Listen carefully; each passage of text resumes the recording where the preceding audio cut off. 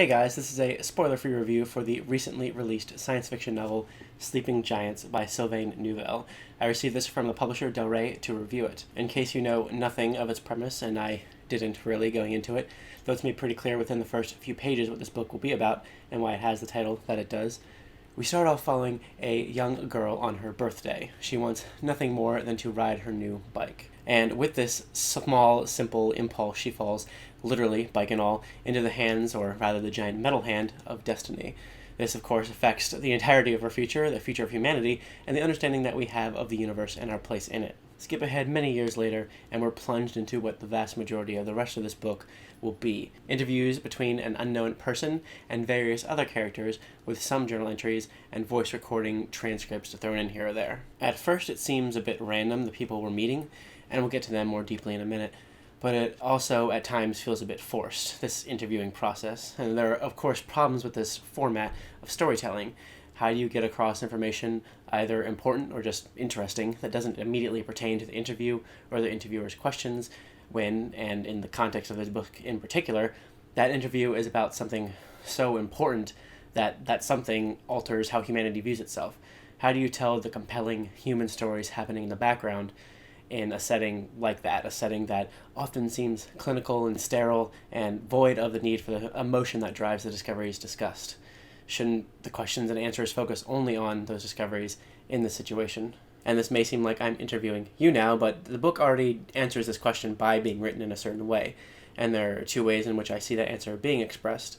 The first and most direct is both to have the interviewer ask questions that allow for these characters to tell more than they need to, and for the characters themselves to kind of be rebellious against the whole interview itself and to deviate from the question being asked. There are some side effects to both of those things. The interviewer ends up being a ShamWow for exposition, just sucks and soaks it up out of the characters through the questions he asks. Then the characters themselves, a lot of what they say ends up being exposition also. So sometimes it's like, really, in the setting with everything that's happening, is that really how you would be during this interview process? But this does allow for some interesting character development.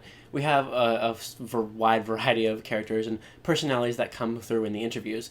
They're given the chance to express a certain level of vulnerability and cooperation in the way they answer questions. They decide what to say and what not to say, thus deciding what the reader is allowed to know and not know about not just the story, but them as a character. Despite a lot of these problems with exposition, though, I think the author does a fairly good job of creating very different people and personalities and giving those characters ways in which to showcase who they are as a person. We follow these characters as they attempt to find more body parts, more giant body parts.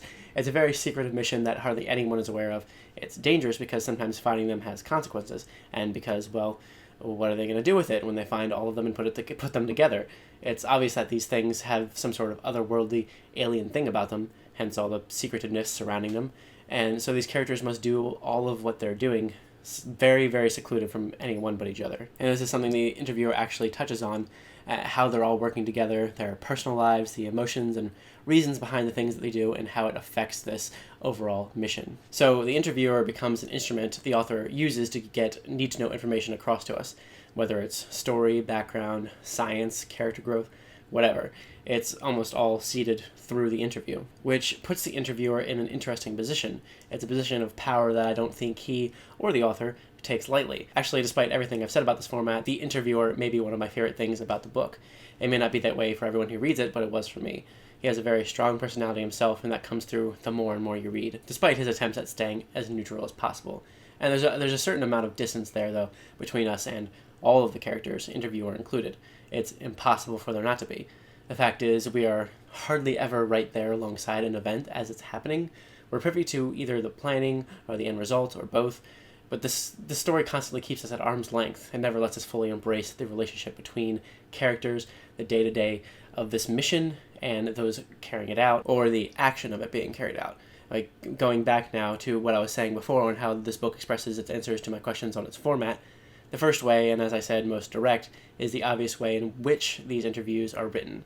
Much of the time with exposition, but almost always still kind of methodical and detached. But the second way it's expressed is in what's not said, what's kept from us, and what we're not allowed to see. It's that distance it constantly keeps from us. It's the question of whether or not the author is keeping us at a distance on purpose.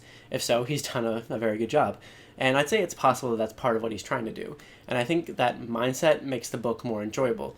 These events that are occurring, as it's actually often said in the book itself by the interviewer, are way bigger than us. They outlast us. At one point, there are concerns the current U.S. president has, and all the interviewer really has to say is, this is bigger than a presidential term. It's bigger than everything we've known, really, and the world in this story must see themselves in a different light now.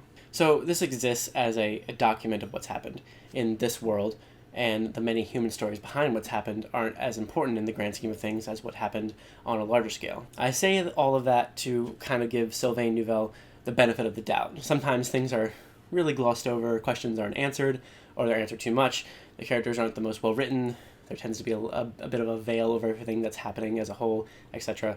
But if you look at it that way, the way that I've described, there's probably more enjoyment to get out of it than what's on the surface. I don't know how many people out there have read this yet, but I definitely suggest giving it a shot if any of that sounds interesting to you.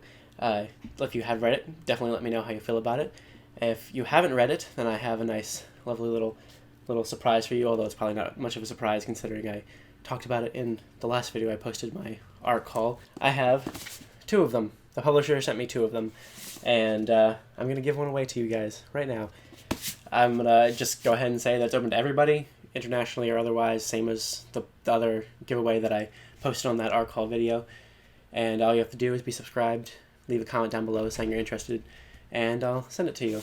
The one that I have, the dust jacket, I actually kind of messed up a little bit. I ripped this part right here, and it's not the most perfect condition it can be, so I'll just want to make sure you guys know that you'll be getting the barely been touched one that I haven't done any damage to.